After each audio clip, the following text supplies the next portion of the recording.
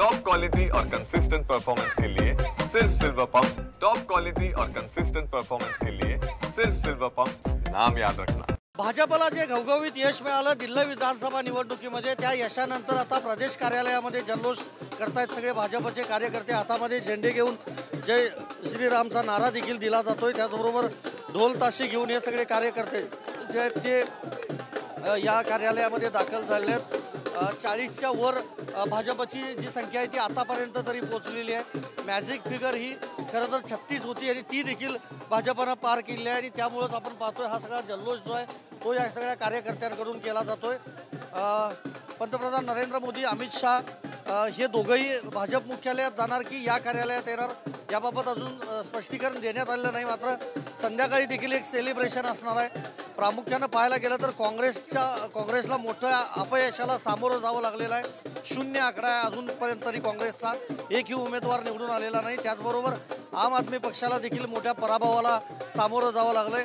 अजित पवारांच्या राष्ट्रवादी काँग्रेसनं जवळपास 23 जागांवर उमेदवार जे आहेत ते उभे केलेले होते, त्यापैकी एकही उमेदवार जो आहे तो निवडून आलेला नाही। दुसऱ्या बाजूला आपण पाहतोय या कार्यालयाच्या समोर देखील हे सगळे फ्लेक्स घेऊन हातामध्ये आणि झेंडे घेऊन कार्यकर्ते जे आहेत ते दाखल झालेले आहेत। हातामध्ये गदा घेऊन आणि पंतप्रधान मोदी असतील त्यांची हे सगळी पोस्टर्स घेऊन दाखल झाले। केजरीवाल अपने झूठे वादों को लेकर आ रहे हैं और इस देश की जनता को, इस दिल्ली की जनता को ठगने का काम किया, इसलिए आ रहे हैं।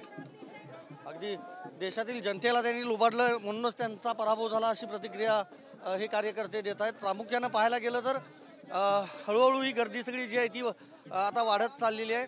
आपण पाहतो या महिला देखील एक आहेत ज्या आहेत मोदींचं हे मोदी इज द बॉस, हार गए केजरीवाल हार गए और फाइनली मोदी जी की जीत हुई। बीजेपी जिंदाबाद, मोदी जी जिंदाबाद। पाहतोय हे हा स्प्रे केला जातोय, कलरफुल जो स्प्रे आहे तो कार्यकर्त्यांकडून अशा पद्धतीनं हे सगळं सेलिब्रेशन जे आहे ते दिल्लीमध्ये आपल्याला पाहायला मिळतंय। प्रामुख्याने हेच आहे की सगळे कार्यकर्ते अजूनही आलेले नाहीत, मात्र त्या मतदारसंघांमध्ये देखील सेलिब्रेशन जे आहे ते सकाळपासून आता सुरू झालेलं आहे आणि मोठ्या पराभवाला खरं तर आम आदमी पक्षाला सामोरं जावं लागलंय। हॅट्रिक करणार का अरविंद केजरीवाल याची उत्सुकता खरं तर संपूर्ण देशाला होती आणि अखेर त्यांचा पराभव झालेला आहे। हे दुसऱ्या बाजूला देखील कार्यकर्ते आपण पाहतोय हे देखील गदा घेऊन जय श्रीरामचा नारा देत या कार्यालयामध्ये दाखल होत आहेत। प्रामुख्याने हेच आहे, नेमका कितीपर्यंत आकडा जातो हे बघावं लागणार आहे, कारण आतापर्यंत 40चा आकडा जो आहे तो पार केलेला आहे भाजपनं आणि आम आदमी पक्ष मात्र 20 ते 25 जागांवरच अजूनही आहे।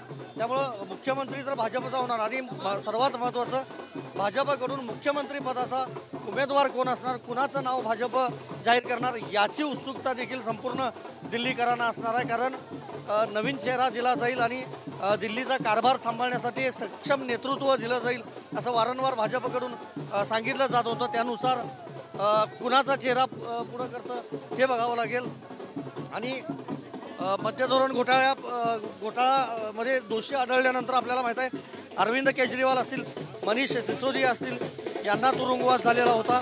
त्या बाजूलाही आपण पाहतो हे ढोल ताशे घेऊन हे सगळे जे कार्यकर्ते ते दाखल झालेले आहेत। आपण काही कार्यकर्त्यांशी आणखी काही कार्यकर्त्यांशी बोलायचा देखील प्रयत्न करूयात। क्या बताएंगे, बीजेपी को इतनी सीट्स मिली? देखिए, पूर्ण बहुमत की सरकार इसे कहते हैं। केजरीवाल जी को भी अपने पीछे छोड़ दिया और हालांकि उनको मेरी सांत्वना और सहानुभूति मिले। ये बहुत लंबा वनवास था हम सभी के लिए, हर एक सनातनी के लिए, हर एक दिल्लीवासी के लिए। एक बार फिर से भाजपा की सरकार दिल्ली में आ गई और हम सब बहुत ही ज्यादा प्रसन्न हैं। दिल्ली का मुख्यमंत्री कौन हो सकता है? देखिए, ये एक बहुत अच्छा सवाल है और चुनौती भरा भी है, परंतु इतना ही कहूंगी कि जो भी वो चेहरा होगा वो दिल्ली का ही नहीं भारत का इतिहास बदलने वाला होगा।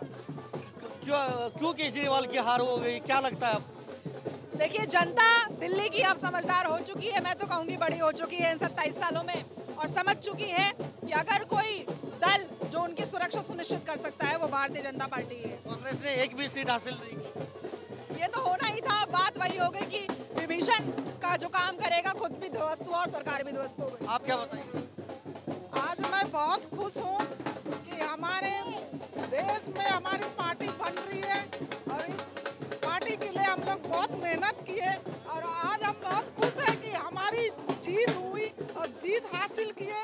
और इसी दिन के लिए हम लोग इतना दिन बहुत अच्छी तरह से मेहनत किए हैं। जय हिंद, जय भारत। आज हमारा जश्न मन रहा है हमारे प्रदेश में और हर जगह मनेगी। हम प्रदेश कार्यालय में भी आए और हम राष्ट्रीय कार्यालय में भी बनाएंगे।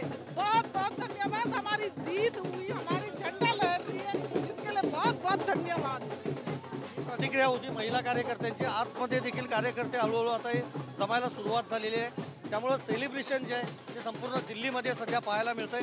एकंदरीतच भाजपचं आता मुख्यमंत्री पदाचं नाव कुणाचं जाहीर केलं जाणार, भाजप हायकमांड त्या बाबतीतला निर्णय कधी जाहीर करणार याची उत्सुकता देखील आता दिल्लीकरांना असणार आहे। व्हिडिओ जर्नलिस्ट विनोद कुमारसह मी संदीप रासगोळकर, TV9 मराठी, नवी दिल्ली।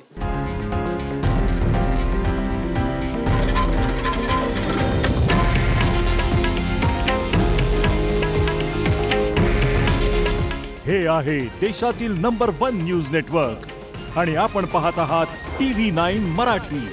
काळजी तुमची, हित महाराष्ट्राचं।